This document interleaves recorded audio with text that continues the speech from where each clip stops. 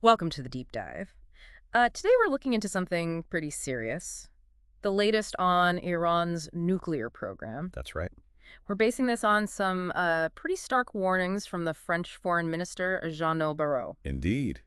His recent comments really set the stage. And the core issue seems to be this looming possibility of, well, military action if a new deal isn't reached Right. soon, before the old one runs out. Exactly. The clock is ticking.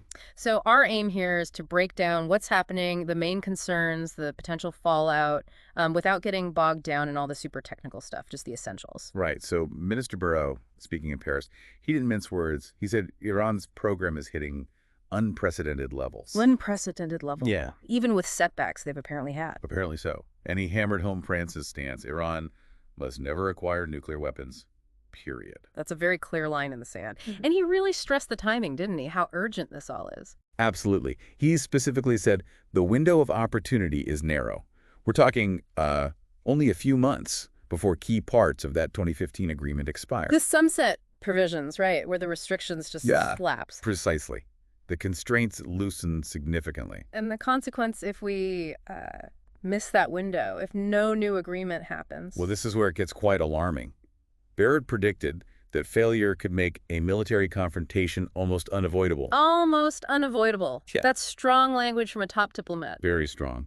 And he also mentioned the very high cost, not just financially, but in terms of regional stability. Massive destabilization, he warned. It puts recent comments like those from former President Trump about potential bombings into a certain context, doesn't it? It does. Though it's interesting how Iran reacted to those kinds of threats historically. Yeah, they didn't exactly back down, did they? Not at all. In fact, their argument was, well, threats like that could actually encourage them to seek nuclear weapons for national protection, as they put it. So it's a really tricky dynamic. Pushing too hard might backfire. Exactly. A very delicate balance. Okay, so let's talk specifics. The enrichment level. Where is Iran actually at right now? We hear numbers thrown around. Right. Currently, the reports confirm they are enriching uranium up to 60% purity. 60%. Now, remind us, weapons grade is. Weapons grade is generally considered to be over 90%.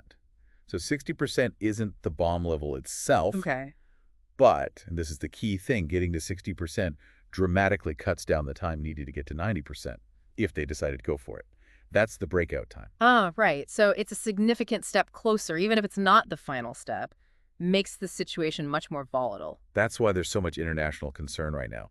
That reduced breakout time is a major red flag. Okay, so connecting this back. For someone listening, maybe thinking this is happening far away, why should they pay close attention to this? What are the stakes? Well, the stakes are huge, really. As Minister Barrett warned, a military conflict there wouldn't be contained. You'd likely see impacts on global energy prices, major security implications way beyond the Middle East, shifts in international alliances. It ripples outwards. So it's not just a regional issue. Not at all. Plus, understanding the different viewpoints is key. You've got France's urgent push for diplomacy, the history of U.S. pressure, Iran's own security narrative. It's complex. Right. So just to recap quickly, the deadline for a near-Iran nuclear agreement is really close months away. France is issuing serious warnings about potential military conflict if diplomacy fails. Iran's enrichment is at 60%, which, while not weapons grade, significantly shortens that crucial breakout time. That sums it up well. The urgency and the potential global impact are the main takeaways. It leaves us with a pretty challenging thought then, considering these clashing perspectives, the high stakes. What are the realistic paths forward that could actually avert this confrontation everyone seems to fear? How do you de-escalate from here? Something to definitely think about.